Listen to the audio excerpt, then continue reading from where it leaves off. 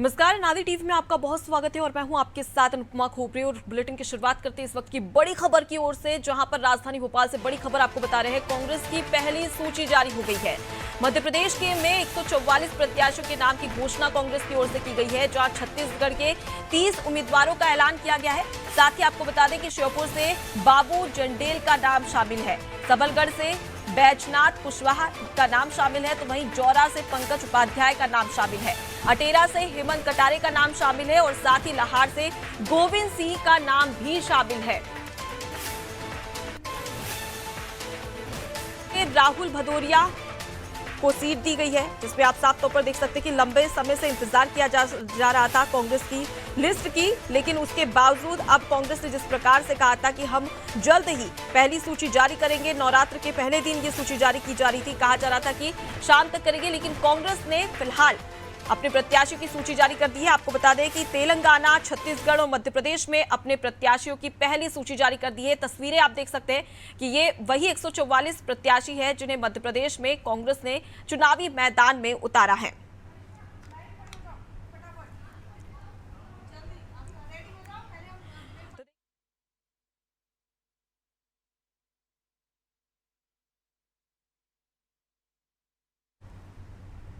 तो आपको बता दें कि यह भी माना जा रहा है कि 2 से 3 दिन के अंदर दूसरी और तीसरी और अंतिम सूची भी कांग्रेस की ओर से जारी हो सकती है, जहां पर 16 और 17 अक्टूबर को यह सूची जारी हो सकती है।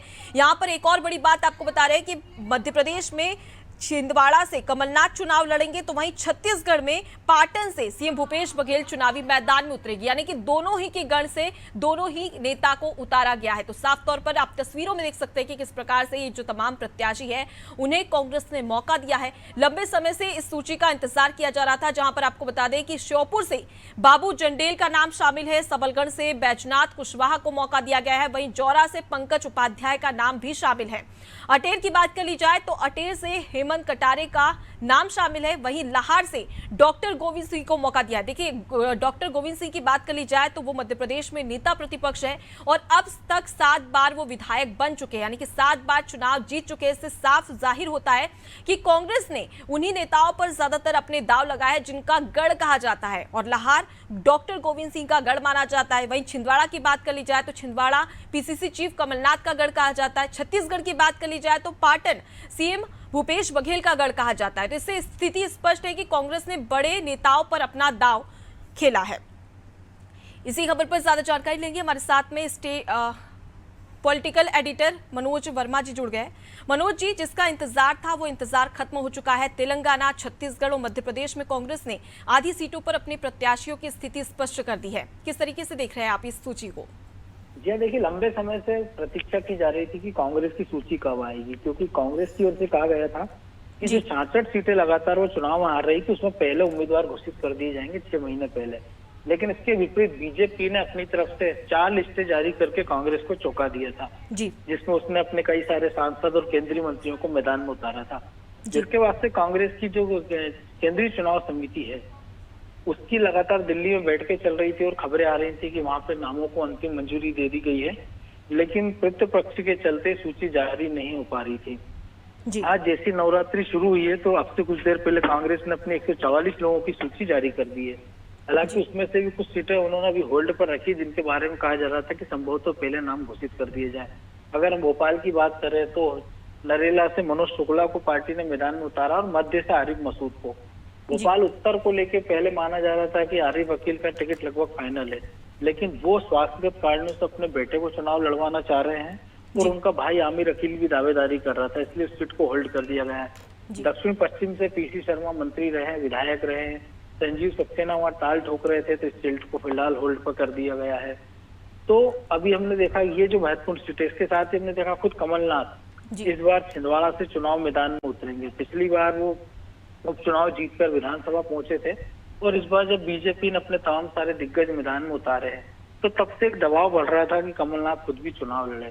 इसके साथ ही अजय सिंह राहुल भैया, जो कि लगातार 2 चुनाव हार गए विधानसभा लोकसभा का, उनको टिकट दिया गया है। जीतू पटवारी हो, विपिन बानखेल हो, कुणाल चौधरी हो, सुरेंद्र चौधरी हो, रामनिवास रावत हो, बाला बच्चन हो, ये विजय लक्ष्मी साधो, ये तमाम सारे जो दिग्गज हैं उनको पार्टी ने फिर से चुनाव मैदान में उतारा है। अब जो बची हुई सीटें बच रही हैं पार्टी की लगभग 84 86 सीट के आसपास है। उनमें इंदौर की कुछ सीटों पर भी पार्टी ने अपने उम्मीदवार घोषित कर दिए हैं। तो खबरें यही मानी जा रही है कि अब अगली जो सूची है वो 1-2 दिन में आ जाएगी, क्योंकि अगर भोपाल की हम बात करें तो गोविंदपुरा भी अभी फिलहाल होल्ड पर है, क्योंकि यहाँ पर पार्टी लगातार पहले बाबूलाल गौर और उसके बाद उनकी बहू कृष्णा गौर से लगातार हार रही। पार्टी ने यहाँ कई सारे उम्मीदवारों को आजमाया, लेकिन उनको कोई फायदा नहीं हुआ। बुधनी से लग रहा था कोई चौंकाने वाला नाम आएगा, लेकिन पार्टी ने यहाँ से शिवराज सिंह चौहान के खिलाफ विक्रम मस्ताल को मैदान में उतारा है, जो कि टीवी सीरियल और पिक्चरों में हनुमान का रोल अदा कर चुके हैं। पिछले दिनों वो कांग्रेस में शामिल होकर वह प्रचार प्रसार भी कर रहे थे। तो जो उम्मीद की जा रही थी कि संभवतः दीपक जोशी, जो कैलाश जोशी हैं, पूर्व मुख्यमंत्री, उनके बेटे हैं, उन्होंने कहा था कि अगर कांग्रेस चाहेगी तो वो वहां से शिवराज सिंह चौहान के खिलाफ चुनावी ताल ठोक सकते हैं, लेकिन उनकी वहां से उम्मीदवार नहीं बनाया गया है। जी। इसके साथ ही बोध सिंह भगत, जो बालाघाट से सांसद थे बीजेपी से, पिछले दिनों कांग्रेस में गए थे, उनको भी पार्टी ने टिकट देकर 12 सीटों से मैदान में उतारा है। अटेर से हेमंत कटारे, जिनके पिता सत्यदेव कटारे नेता प्रतिपक्ष रह चुके हैं, खुद हेमंत एक बार के विधायक के पिछला चुनाव हार गए थे, उनके नाम पे फिर से पार्टी ने भरोसा जताया है। डॉक्टर गोविंद सिंह, हालांकि जो नेता प्रतिपक्ष है, पिछली बार उन्होंने कहा था कि वो चुनाव नहीं लड़ना चाहते हैं, लेकिन इसके बाद उनका मन बदल गया था और वो लगातार कह रहे थे अगर पार्टी चाहेगी तो मैदान में उतरेंगे। तो पार्टी ने उनको एक बार फिर से टिकट दिया है।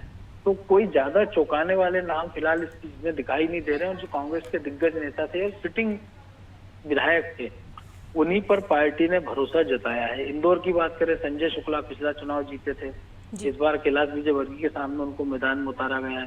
कांवेर से रीना बोरासी, जो कि प्रेमचंद गुड्डू हैं, पूर्व सांसद हैं, विधायक हैं, उनकी बेटी एक बार फिर से उनसे भरोसा जताया गया है और तुलसी सिलावट के सामने मैदान में उतरेंगी। देपालपुर से विशाल पटेल को टिकट दिया गया है। इंदौर 2 से चिंटू चौक से मैदान में उतारा गया है। इंदौर 4 से राजा माधवानी है, उनको उतारा गया है। इंदौर 3 भी अभी फिलहाल कांग्रेस ने होल्ड की हुई है, क्योंकि पिछली बार यहाँ से आकाश विजयवर्गीय को पार्टी ने टिकट दिया था बीजेपी ने, और इस बार कैलाश विजयवर्गीय को इंदौर 1 से मैदान में उतारा गया। तो संभवतः कांग्रेस को उम्मीद है कि पहले बीजेपी का उम्मीदवार घोषित हो जाए, इसके बाद वो अपने तख्ते खोलेंगे। जी। मनोज जी, अगर बात कर ली जाए लाहौर की, वो सीट जो कि कांग्रेस का गढ़ माना जाता है, और उसके अलावा छिंदवाड़ा कांग्रेस का गढ़ माना जाता है, यहाँ पर गोविंद सिंह लाहौर से 7 बार विधानसभा चुनाव जीत चुके हैं। इससे स्थिति स्पष्ट है कि जो बड़े नेता है उसी पर कांग्रेस ने इस बार भी दांव खेला है। ऐसे में क्या माना जाए कि बीजेपी के लिए यहाँ पर जीतना एक बड़ी चुनौती हो सकती है?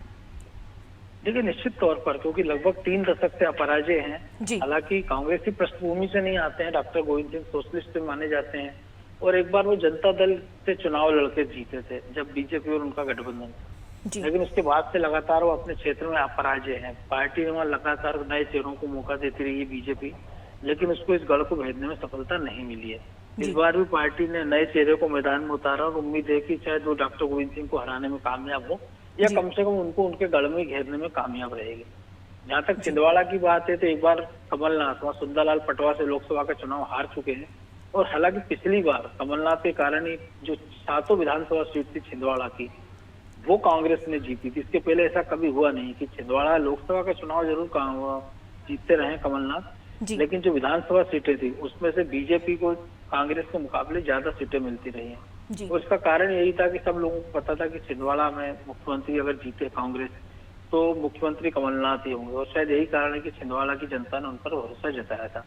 इस बार भी कांग्रेस को उम्मीद है कि वो पूरे छिंदवाड़ा में अपना परचम फहरा पाएगी, पूरे महाकौशल में उसका फायदा मिलेगा। हालांकि पार्टी ने यहाँ से बंटी साहू को मैदान में उतारा है बीजेपी ने, जो कि जिला अध्यक्ष, और पिछली बार लोकसभा का चुनाव लड़े थे और नकुल नाथ को कड़ी टक्कर दी थी, और नकुल नाथ मात्र 40,000 के आसपास वोटों से ही लोकसभा का चुनाव जीत पाए थे। इसके बाद ही बंटी साहू लगातार क्षेत्र में सक्रिय थे, तो माना जा रहा है कि यहाँ भी एक दिलचस्प मुकाबला देखने को मिल सकता है। जी मनोज जी, जैसा कि देखा जाए तो 144 नामों पर कांग्रेस ने मुहर लगा दी है।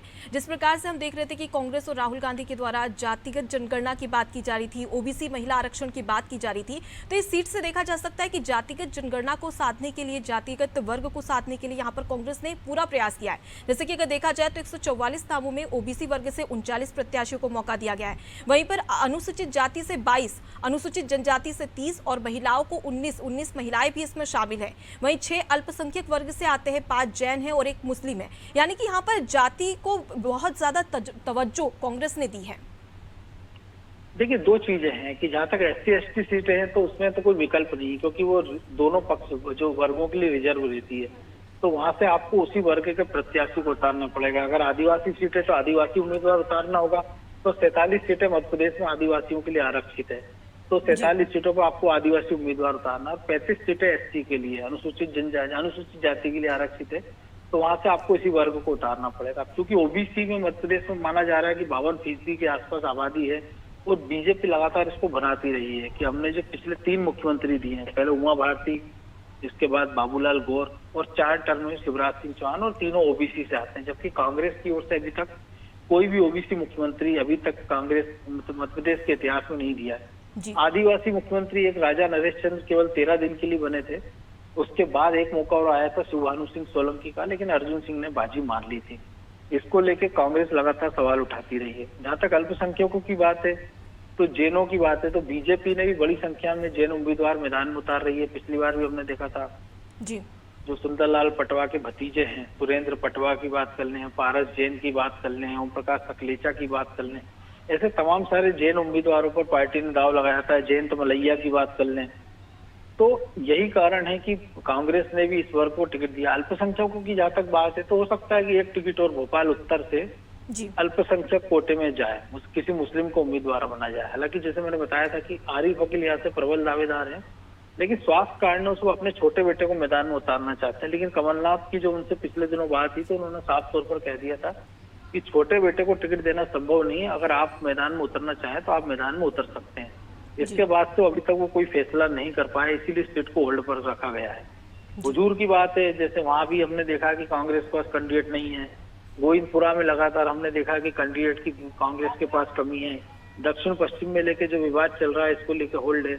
और बीजेपी के मुकाबले कांग्रेस ने उन्हीं सीटों पर ज्यादातर हमने देखा फोकस किया है जहां उसको उम्मीद थी कि जो बीजेपी ने उम्मीदवार उतार दिए, या जहां उसके सिटिंग MLA हैं, ताकि उनको, कांग्रेस ऐसा पहली बार नहीं, कांग्रेस में हमने हमेशा देखा है कि वो सिटिंग MLA को बहुत कम हटाती है और ज्यादातर उन्हीं पर भरोसा करके दाव लगाती है जी। और हमने इस बार देखा है कि जो 65 टिकट है वो 50 से कम उम्र के लोगों को दिए गए हैं। और महिलाओं की जहां तक बात है, तो पिछली बार भी हमने देखा था कि कांग्रेस ने बीजेपी से ज्यादा महिलाओं को टिकट दिए थे। हालांकि प्रत्याशी उनकी कम जीत पाई थी, उनमें से कई मंत्री भी बनी थी, चाहे वो विजय लक्ष्मी साधु हों। तो ऐसे कांग्रेस के खिलाफ बीजेपी ने भी हमने देखा है कि कई सारे उम्मीदवार ज्यादा घोषित किए थे। और भोपाल की हम बात कर रहे हैं, बाकी तमाम जीतों की, कि जैसे पिछली बार जो जयश्री हरिकरण विरासिया में आ रही थी, उन पर पार्टी ने भरोसा जताया है। जी, तो बिल्कुल माना जा सकता है कि अब यहाँ पर कांग्रेस की ओर से 144 नामों की स्थिति स्पष्ट कर दी। अब ऐसे में देखने वाली बात होगी कि बीजेपी की क्या कुछ प्रतिक्रिया आती है इन प्रत्याशियों को लेकर।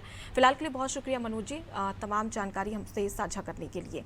तो देखिए, बीजेपी की ओर से तमाम जो 136 प्रत्याशी है उनकी स्थिति स्पष्ट हो गई। कांग्रेस की ओर से पहली लिस्ट में ही 144 नाम शामिल हो गए हैं। चलिए अब सीधे रुक कर लेते हैं, हमारे साथ में संवाददाता विवेक पांडे जुड़ गए हैं। विवेक, देखा जाए तो कांग्रेस ने 144 प्रत्याशी की पहली सूची जारी करती है, और सबसे बड़ी बात है कि सीएम शिवराज सिंह चौहान के सामने, जैसे कि बुधनी विधानसभा सीट की बात कर ली जाए तो वहां पर छिंदवाड़ा की बात कर ली जाए, लाहौर की बात कर ली जाए, तमाम जगह पे कांग्रेस की जो बड़ी सीटें मानी जाती है वहां पर कांग्रेस की स्थिति अब स्पष्ट हो चुकी है। देखिए, लंबे इंतजार के बाद 144 सीटों का ऐलान बीजेपी की बजाय कांग्रेस ने सबसे ज्यादा अभी तक किए हैं, और एक ही सूची फाइनल करके जारी कर दी है। पिछले 2 दिनों से दिल्ली में बैठक चल रही थी, जो सिंगल नामों के पैनल है उन पर ही मुहर लगी है। और इसमें सबसे महत्वपूर्ण बात है कि कई ऐसे लोग हैं जिन्हें कांग्रेस ने फिर भरोसा जताया है। पवई से मुकेश नायक का नाम है। पवई से मुकेश नायक को फिर से इसलिए उतारा गया है क्योंकि लंबे समय से पवई उनके क्षेत्र में रहा है, लेकिन कई बार उन्हें, एक बार तो वो लोकसभा में हार गए थे, लेकिन इस बार फिर विधानसभा में मुकेश नायक को उतारा गया है।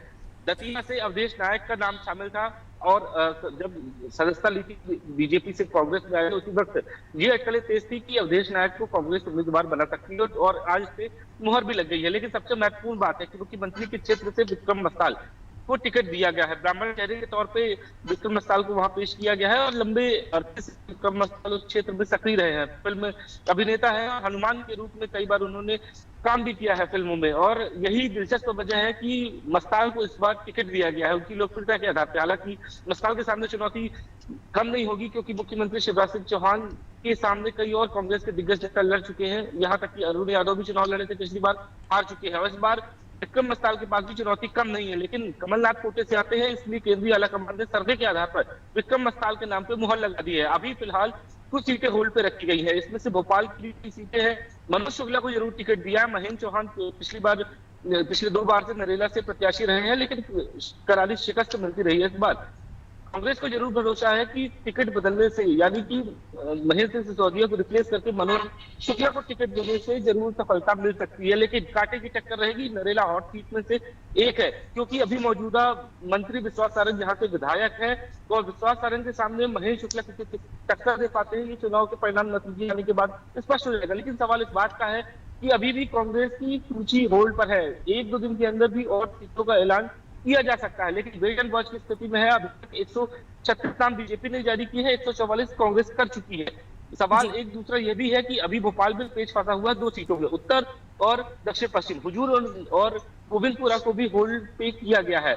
हुजूर से 3 प्रत्याशियों ने दावेदारी की है, जबकि नरेला से 2 प्रत्याशी, 2 कांग्रेस के नेता उम्मीदवारी का दावा कर रहे हैं, लेकिन पार्टी इसमें समन्वय बनाने की कोशिश कर रही है। हालांकि गोविंदपुरा में पिछले 50 सालों से कोई भी कांग्रेस को जीत नहीं मिली है, और इस बार भी बीजेपी ने विधायक कृष्णा गौर को टिकट दिया है। ऐसे में कृष्णा गौर को टक्कर देने के लिए कांग्रेस के पास कौन सा नेता है, ये अभी पत्ते खुलने के बाद ही स्पष्ट होगा। लेकिन सवाल इस बात का, दक्षिण पश्चिम सबसे जरूरी सीट है। यहाँ से कांग्रेस के 2 दिग्गज नेता दावेदारी कर रहे हैं। एक तो पूर्व मंत्री पीसी शर्मा है, विधायक है, और अब उन्हें फिर से टिकट चाहिए, और इसी के साथ साथ संजीव सक्सेना जो कांग्रेस के नेता रहे हैं, उन्हें भी टिकट चाहिए। और संजीव सक्सेना न सिर्फ पार्टी आलाकमान तक अपना मैसेज बता चुके हैं, जबकि पीसीसी चीफ कमलनाथ को भी ये बात को उन्होंने अपनी बात कही थी कि उन्हें टिकट चाहिए। लेकिन अभी भी पार्टी आलाकमान दक्षिण पश्चिम को होल्ड पे रखी हुई है। लेकिन जो पूरे मध्य प्रदेश, समूचे मध्य प्रदेश की सीटों का बंटवारे का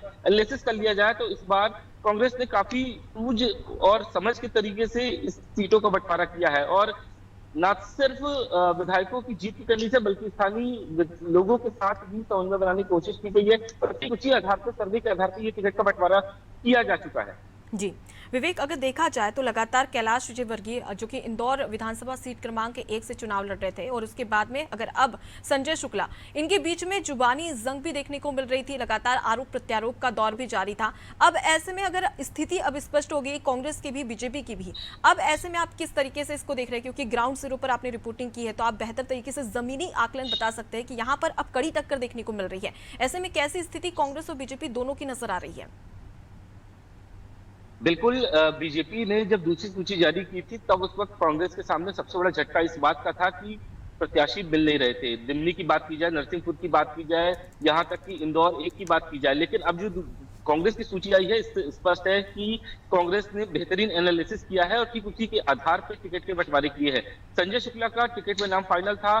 संजय शुक्ला वो उम्मीदवार है कि जो पीछे हटना नहीं जानते हैं, और ठीक इसी लिहाज से कैलाश विजयवर्गीय को टक्कर संजय शुक्ला दे सकते हैं। लेकिन उम्र दराज और लोकप्रियता के मुकाबले में संजय शुक्ला अभी भी कैलाश विजयवर्गीय से कम है। लेकिन सबसे बड़ा सवाल है कि इस बार कांग्रेस ने जो एनालिसिस किया है, उसके आधार पर बेहतर टिकट बांटे हैं। यानी कि कांग्रेस ने जो स्पष्ट किया था कि जितना उम्मीदवारों की ही पहली सूची में नाम होगी, और ये दावा किया जा रहा था कि मध्य प्रदेश में 140 से लेकर 150 सीटें कांग्रेस को मिलने वाली है। लेकिन अभी संशय बरकरार है इस पर, क्योंकि इसमें कई ऐसे नाम हैं जिसमें स्थानीय स्तर का भी विरोध हो सकता है।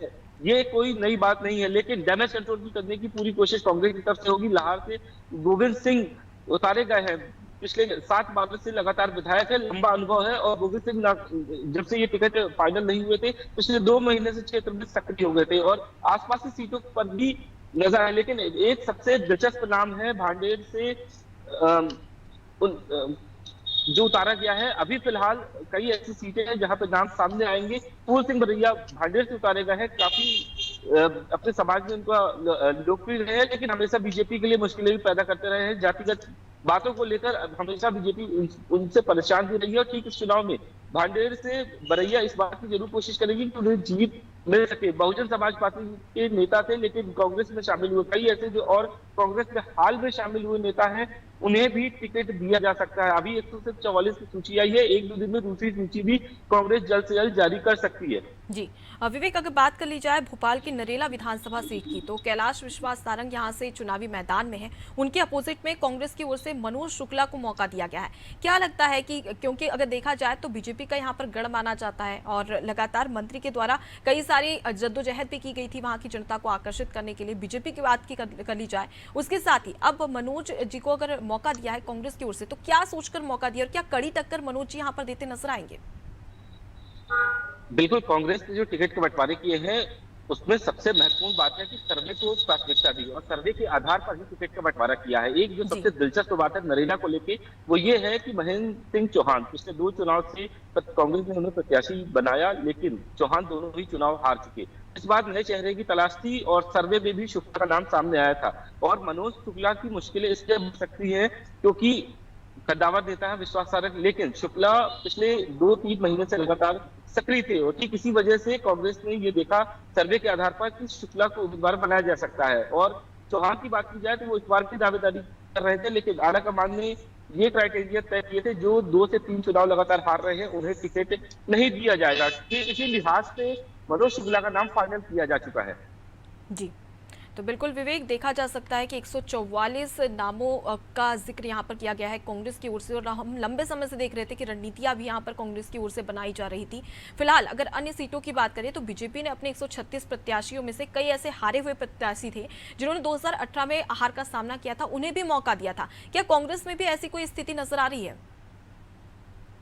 बिल्कुल, कम मार्जिन से पिछली बार हारे हुए जो प्रत्याशी है कांग्रेस उन्हें फिर से टिकट दे सकती है और अभी 144 की ही सूची जारी हुई है और भी सीटों का ऐलान जो है वो कांग्रेस 1-2 दिन में कर सकती है। सवाल इस बात का है कि स्थानीय संगठन के साथ समन्वय बनाना ये कांग्रेस की बड़ी चुनौती रहेगी। उसके पीछे कारण ये है कि हाल में अभी जो बीजेपी से कांग्रेस में नेता शिफ्ट हुए थे उन्हें जिताऊ के तौर पे संगठन से चर्चा करके टिकट तो कांग्रेस दे सकती है, लेकिन स्थानीय जो नेता है वो भी विरोध के सुर उठा रहे हैं और ठीक इसी लिहाज से कांग्रेस की ये कोशिश रहेगी कि दोनों के बीच में समन्वय बनाया जा सके और पूरे मध्य प्रदेश में अगर कांग्रेस को जीत दर्ज करानी है तो समन्वय जरूरी है, क्योंकि अभी जब कांग्रेस की तरफ से सूची देरी के लिए बात चल रही थी तो कई प्रत्याशियों को कमलनाथ ने इशारा कर दिया था और इशारा करने का असर ये हुआ कि एक ही सीट से कई उम्मीदवार खड़े हो गए। उन्होंने अपनी दावेदारी कर दी कि उन्हें टिकट दिया जाएगा, हालांकि किसे दिया जाएगा ये सूची आने पर ही स्पष्ट होगा और कुछ हद तक स्पष्ट हो गया। करीब आधे से अधिक 230 में से कांग्रेस ने 144 सीटों का ऐलान कर दिया है। इससे स्थिति स्पष्ट है कि कांग्रेस के अंदर ये जो कांग्रेस ने सूची जारी की है इसमें किसी तरीके का ना के बराबर विरोध होगा, जबकि बीजेपी में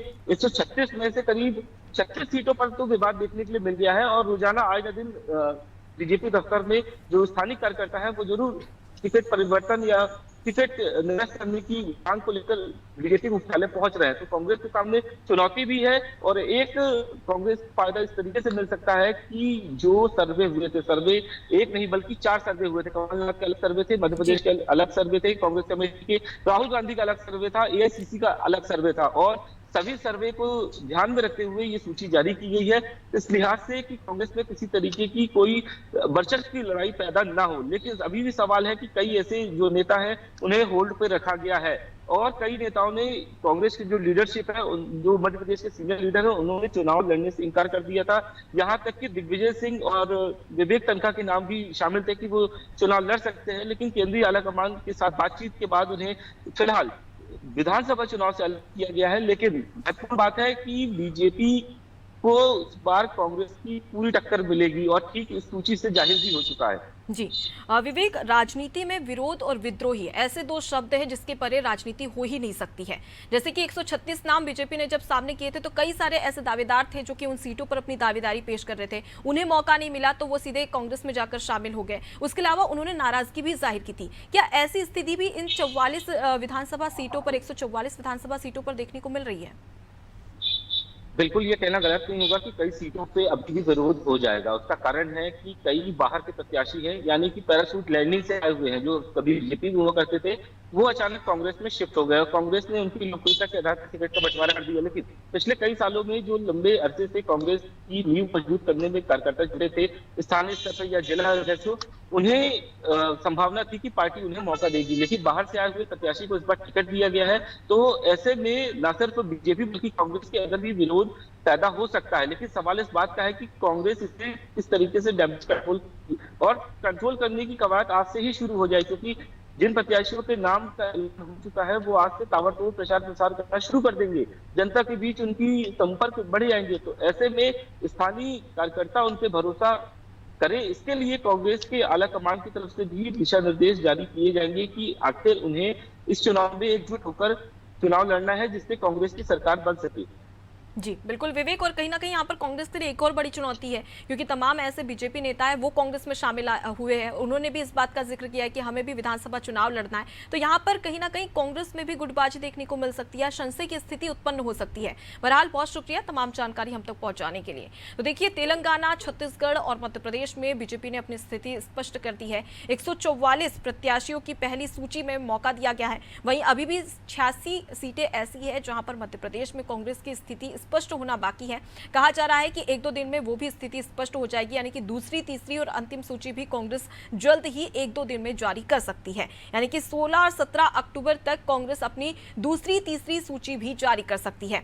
तो लगातार देखा जा रहा है कि किस प्रकार से यहाँ पर कांग्रेस की ओर से एक बड़ा दांव खेला गया है, क्योंकि बीजेपी ने 4 सूची अपनी जारी की थी, जिसमें पहले 39, फिर दूसरे में भी 39, फिर एक प्रत्याशी को मौका दिया गया था, फिर उसके बाद में चौथी लिस्ट में 57 नाम शामिल थे। लेकिन कांग्रेस ने एक ही साथ में 144 प्रत्याशियों को चुनावी मैदान में उतार दिया है। इससे साफ जाहिर होता है कि कांग्रेस की कहीं ना कहीं पहले से स्ट्रेटेजी थी कि चुनाव किस प्रकार से जीता जाए, कौन से प्रत्याशियों को मौका दिया जाए। बस मंथन का जो दौर था वो इसलिए शुरू किया गया था ताकि और विचार विमर्श किया जा सके, क्योंकि कांग्रेस ने साफ तौर पर कह दिया था कि हम सिर्फ जिताऊ कैंडिडेट्स को ही मौका देंगे, और ये स्थिति साफ तौर पर यहां पर नजर आ रही है। अब ऐसे में देखने वाली बात होगी कि सूची को लेकर तमाम जो प्रत्याशी है उनमें किस तरीके का माहौल देखने को मिलता है। साथ ही बीजेपी इस सूची को लेकर क्या कुछ प्रतिक्रिया देती है, क्योंकि कांग्रेस की ओर से तमाम जो प्रत्याशी थे बीजेपी की, उनको लेकर कई सारी प्रतिक्रियाएं सामने आई थी। लेकिन अब अगर हम बात करें कांग्रेस के प्रत्याशियों की, तो उसको लेकर बीजेपी का क्या कुछ कहना है, ये देखने वाली बात है। चलिए अब आपको सीधे ले चलते हैं रायपुर, जहां पर हमारी संवाददाता करिश्मा हमारे साथ में जुड़ गई है। करिश्मा, कांग्रेस की ओर से भी प्रत्याशियों की लिस्ट जारी हो चुकी है, और सबसे खास बात कि पाटन से इस बार भी सीएम भूपेश बघेल का चेहरा ही सामने किया गया है। जी बिल्कुल अनुपमा, काफी देर से और काफी समय से कांग्रेस पार्टी की सूची का सभी को इंतजार था, और अब देख सकते हैं ये सूची जारी हो गई है। कांग्रेस पार्टी की पहली सूची में 30 नामों का जिक्र है, जहां पर बड़े मंत्रिपरिषद के जितने भी नेता हैं उनका नाम इसमें शामिल है। एक बार फिर से मुख्यमंत्री भूपेश बघेल पाटन विधानसभा से जो है चुनाव लड़ने वाले हैं। साथ ही में उप मुख्यमंत्री टी.एस. सिंहदेव भी एक बार फिर से अंबिकापुर से चुनाव लड़ने वाले हैं। साथ ही में अन्य मंत्रियों की बात की जाए तो उमेश पटेल को खसरिया से टिकट दिया गया है। साथ में कवासी लखमा को कोंटा से टिकट दिया गया है। प्रदेश अध्यक्ष दीपक बैज को भी देखा जा सकता है कि यहाँ पर चित्रकूट से टिकट दिया गया है। सांसद भी हैं और इस बार उन्हें प्रदेश अध्यक्ष भी बनाया गया था, तो देख सकते हैं उन्हें चित्रकूट से टिकट दिया गया है। अमरजीत भगत की अगर बात करें तो वो एक बार फिर से दुर्ग ग्रामीण से जो है चुनाव लड़ने वाले हैं। साथ में पूर्व मुख्यमंत्री डॉक्टर रमन सिंह की टक्कर में जो है गिरीश देवांगन इस बार चुनाव लड़ने वाले हैं, और साथ ही में बड़े जितने भी बड़े दिग्गज नेता हैं उनके नाम इस सूची में हमें दिखाई दे रहे हैं। इस बार बताया जा रहा था कि कई सारे विधायकों की टिकट नहीं कटेगी, लेकिन पहली सूची में देखा जा सकता है कि 6 विधायकों की टिकट काटी गई है। साथ ही में 7 नए चेहरों की एंट्री भी हमें सूची में दिखाई दे रही है। तो ये जो सूची कांग्रेस पार्टी ने जारी की है काफी ज्यादा देख सकते हैं कि गंभीर है। साथ ही में भाजपा पर इसका बड़ा असर पड़ने वाला है, क्योंकि जितने भी मंत्रिपरिषद के दिग्गज नेता है तो पहले भी इन्हीं विधानसभाओं से जो है जीत हासिल कर आए थे, उन्हें एक बार फिर से उसी विधानसभा से टिकट दिया गया है। तो कहीं ना कहीं भाजपा के लिए चुनौती होने वाली है। साथ में नए चेहरों की एंट्री जिस तरीके से भारतीय जनता पार्टी में हुई थी, कांग्रेस में भी हो रही है। अभी केवल 30 प्रत्याशियों की जो सूची है जारी की गई है, और इसके बाद बताया जाएगा कि अन्य विधानसभाओं में कौन कौन से नए चेहरे हैं वो भी यहाँ पर शामिल होने वाले हैं। जी। साथ ही में देख सकते हैं कि जितने भी बड़े नेता हैं उनके नाम यहाँ पर शामिल है। मुख्यमंत्री की बात करें, उप मुख्यमंत्री की बात करें, सभी मंत्रियों की बात करें, जय सिंह अग्रवाल भी यहाँ पर हमने देखा गया कि उन्हें एक बार फिर से टिकट दिया गया है। साथ ही में अनिला भेड़िया है, उनको भी। तो देख सकते हैं कि तमाम जितने बड़े दिग्गज नेता है उनको यहाँ पर टिकट दी गई है। हालांकि कुछ विधायक अभी निराश नजर आएंगे। साथ में गुरु रुद्र कुमार की अगर हम बात करें, तो नवागढ़ से इस बार जो है टिकट दिया गया है विधानसभा के लिए। तो वहां पर देखा जा सकता है कि पहले ही कांग्रेस पार्टी के कार्यकर्ताओं में रोष नजर आ रहा था। कांग्रेस मुख्यालय के बाहर काफी बड़ी संख्या में जो है कार्यकर्ता इकट्ठा हुए थे। गुरु जी। रुद्र कुमार नवागढ़ से टिकट पाना उन्हें नहीं जो है साझा हो रहा था, जिसे लेकर के उन्होंने धरना भी किया और साथ में मुख्यमंत्री से वार्तालाप करने की कोशिश भी की, लेकिन उन्हें एक बार फिर से वहीं से टिकट दिया गया। तो देख सकते हैं कि अगर रुद्र कुमार को नवागढ़ पर टिकट दिया गया और कार्यकर्ता पहले से नाराज है, तो कहीं ना कहीं कांग्रेस पार्टी के लिए ये मुश्किलें खड़ी कर सकता है। कई और ऐसी विधानसभाएं हैं जहां पर कार्यकर्ता नाराज चल रहे हैं कि इस विधानसभा से प्रत्याशी को टिकट नहीं दिया जाना चाहिए। तो हमें पता चलेगा कि आगे आने वाली सूची में भी हो सकता है कुछ इसी तरीके के नाम शामिल हो, जिसे लेकर के कांग्रेस पार्टी के एक गुट में जो है कहीं ना कहीं रोष हमें नजर आने वाला है। अनुपम जी बिल्कुल करिश्मा, और ज्यादातर कांग्रेस ने जिताऊ कैंडिडेट्स को ही मौका दिया है, चाहे हम मंत्रियों की बात करें, पूर्व और विधायकों की बात करें, और सबसे बड़ी बात कि अंबिकापुर से टीएस सिंहदेव को फिर से चुनावी मैदान में उतारा है। हालांकि बीजेपी की अब तक वहां पर स्थिति स्पष्ट नहीं है। 5 विधानसभा सीटें ऐसी जहां पर बीजेपी ने अब तक अपने नामों का जो अपने प्रत्याशी है उनकी स्थिति स्पष्ट नहीं की है। ऐसे में साफ तौर पर देखा जा सकता है कि कांग्रेस की ये लिस्ट कहीं ना कहीं बीजेपी के लिए कड़ी टक्कर साबित हो सकती है। जी बिल्कुल। कांग्रेस की अगर बात करें तो उनकी जो 30 प्रत्याशियों की है जो सूची जारी हुई है, काफी ज्यादा टक्कर देने वाली है और भारतीय जनता पार्टी के लिए कहीं ना कहीं ये जो है मुश्किलें भी खड़ी करेगी, क्योंकि सभी जिताऊ कैंडिडेट्स हैं और सभी मंत्रिपरिषद के लोग हैं। पहले भी बताया गया था कि मंत्रिपरिषद के किसी भी विधायक का टिकट नहीं काटा जाएगा। तो देख सकते हैं कि इस लिस्ट में भी कई ऐसे मंत्री हैं जिनकी टिकट नहीं काटी गई और जिस विधानसभा से वो पहले ही जीत चुके हैं उन्हें एक बार फिर से प्रत्याशी के रूप में उसी विधानसभा से उतारा गया है। तो देख सकते हैं कि कहीं ना कहीं वो जो उनकी एक छवि पहले 2018 के चुनाव में बनी थी, इस बार भी उसी तरीके की छवि जो है सामने आने वाली। साथ ही में प्रदेश अध्यक्ष दीपक बैच की बात करें तो उन्हें चित्रकूट से टिकट दिया गया। प्रदेश अध्यक्ष है, उन्हें रिप्लेस जिसको उन्होंने रिप्लेस किया था मोहन मरकाम, उनको भी यहाँ पर देख सकते हैं कि टिकट दिया गया कोंडा गांव से। तो मोहन मरकाम जो है वो भी जिताऊ कैंडिडेट है, उन्हें प्रदेश अध्यक्ष पद से हटाकर मंत्री बनाया गया। तो हो सकता है कि इस बार भी उनकी जो छवि है उसी तरीके से वो बस्तर के नेता है। साथ ही में दोनों ही देख सकते हैं कि बस्तर में आदिवासी लोगों में काफी ज्यादा अच्छी पकड़ रखते हैं। इस लिस्ट की अगर बात करें तो दुर्ग संभाग से, साथ ही में बस्तर संभाग से और सरगुजा संभाग से ज्यादा जो है प्रत्याशियों के नाम उतारे गए हैं। तो देख सकते हैं काफी खास लिस्ट है और आदिवासियों को साधने के लिए लगातार जो है कांग्रेस पार्टी कोशिश कर रही थी और आदिवासी नेता हमें ज्यादा लिस्ट में नजर आ रहे हैं। जी बिल्कुल करिश्मा, तो रणनीति यहाँ पर साफ तौर पर, स्ट्रैटेजी साफ तौर पर नजर आ रही, क्योंकि जिस प्रकार से हम देख रहे थे कि दिल्ली में लगातार मंथन का दौर जारी था, इससे अब कांग्रेस की जो ये पहली लिस्ट है इससे साफ स्थिति स्पष्ट हो जाती है कि आखिर किस प्रकार से कांग्रेस ने स्ट्रैटेजी के तहत ये बड़े जो प्रत्याशी है उन्हें इस बार चुनावी मैदान में उतारा है। फिलहाल के लिए बहुत शुक्रिया तमाम जानकारी हम तक पहुंचाने के लिए। तो देखिए, मध्य प्रदेश और छत्तीसगढ़ की बात कर ली जाए तो मध्य प्रदेश से कांग्रेस ने 144 उम्मीदवारों को चुनावी मैदान में उतारा है। तो वहीं पर अगर हम छत्तीसगढ़ की बात करी जाए तो छत्तीसगढ़ में पहली लिस्ट में 30 प्रत्याशी है जिन्हें इस बार चुनावी मैदान में उतारा गया है। और अब भी छत्तीसगढ़ की बात कर ली जाए तो 60 विधानसभा सीटें ऐसी है जहां पर कांग्रेस की स्थिति स्पष्ट नहीं है। मध्य प्रदेश की बात कर ली जाए तो मध्य प्रदेश में 144 प्रत्याशियों को पहली सूची में मौका दिया गया है, लेकिन 86 विधानसभा सीटें अब भी मध्य प्रदेश में ऐसी है जहां पर कांग्रेस की स्थिति स्पष्ट नहीं है, जिससे साफ जाहिर होता है कि कांग्रेस जल्द ही अपनी स्ट्रैटेजी और रणनीति के तहत तमाम उम्मीदवारों के नाम भी स्पष्ट कर देगी।